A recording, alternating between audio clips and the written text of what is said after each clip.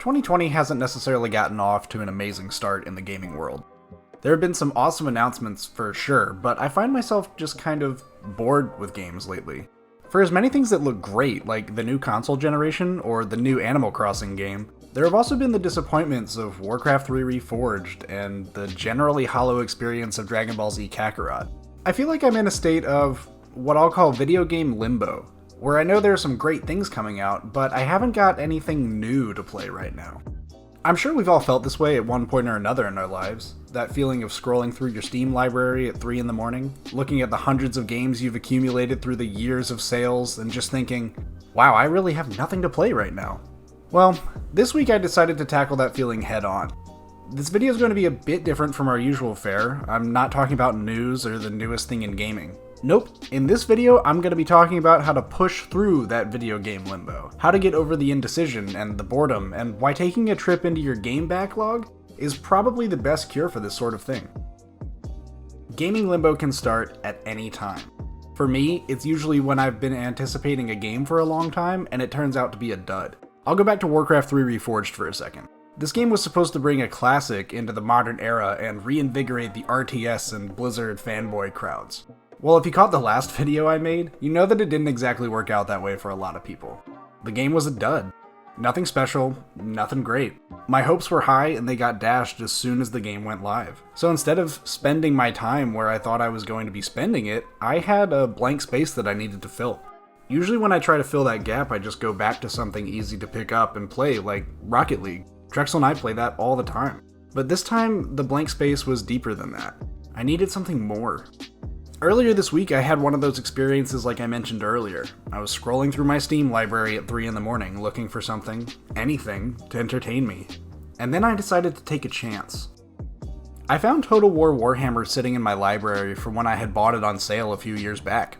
It was one of those games I bought and said, it's cheap and looks neat, I'll get around to it eventually. As is typically the fate of any game that is bought on a whim during the summer sale. But this game stuck out to me because it was a strategy game with similar things to Warcraft 3, the hole that I was trying to fill. This was a game about orcs and humans and vampires and dwarves duking it out for the control of the realm. So I decided to give it a shot because what was the worst that could happen? And something amazing happened. I found my new favorite game of all time. Of course, people say that kind of thing a lot, but when it comes to Total War Warhammer, I think I really do mean it, and let me tell you why. The content of the game is amazing. It's what you're seeing on the screen, of course. The visual style of the game is really cool. It's gritty and dark sometimes, and the way the campaigns are presented on this huge, sprawling map, full of enemy factions and races and empires to conquer, well, that's just plain awesome to me. The battles are absurdly large, with massive groups of units charging at each other. It becomes super cinematic sometimes. I can't help but feel powerful when my artillery is slamming into the enemy infantry as my huge army of orcs plows forward into a line of terrified but proud and unyielding dwarves trying to defend their homeland. It sounds like nerd stuff, but this game really sells the weight of every single battle. This game is tough, and it never feels like it's holding your hand. It's challenging, and oftentimes it feels like the odds are stacked against you. More than once, I've really screwed up some battles and had my whole main army wiped out. That led to a snowball effect where I couldn't do anything but sit back and watch as the enemy armies steamrolled their raiding parties through my empire, destroying what I'd spent hours carefully constructing.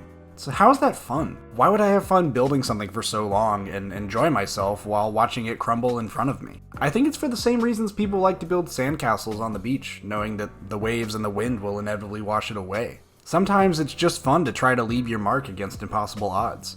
I'm not trying to get all mushy about the game, but it made this kind of impression on me. It's hard in a way that I wasn't expecting it to be. Every time I fail, I learn something new about the game and how I can improve. The campaigns are measured in turns, so it's all about trying to last past 100 turns this time, and then the next time seeing if I can make it to turn 120, then push myself for 200.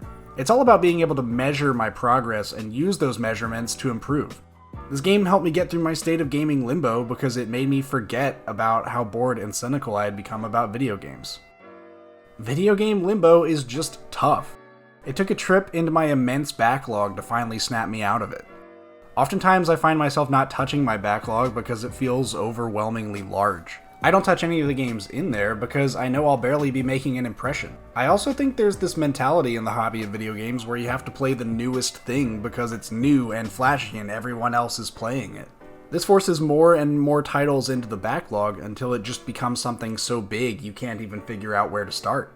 Often I've found myself wanting to try to play something I haven't touched in my Steam library, but the games have been out for so long that they've lost their shine, so I just scroll past them, leaving them grayed out and lost in the shuffle.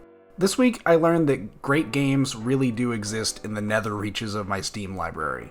From now on, I think I'll be more excited and willing to try games in my backlog because of my experience with Total War Warhammer.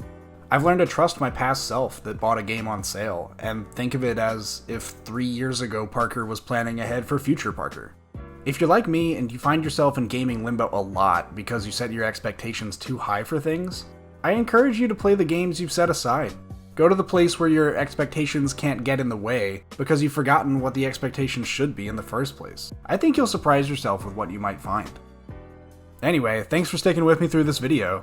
I know this isn't the kind of content we usually put out, but I wanted to say what was on my mind since we try to just make honest content on this channel. I'd love to hear what games you all are considering from your backlog. What's the one game you've been meaning to play but just haven't gotten around to? Has a game surprised you lately? Let me know in the comments, we love hearing from you guys. If you like this video, be sure to leave a like and consider subscribing to the channel. We upload new videos every week, and the best way to catch all the fresh content is, of course, a subscription. Also, I want to thank you guys for all the recent support and feedback. It really does mean a lot to us. As always, thanks for watching. We'll catch you in the next one. Squad Chat, out.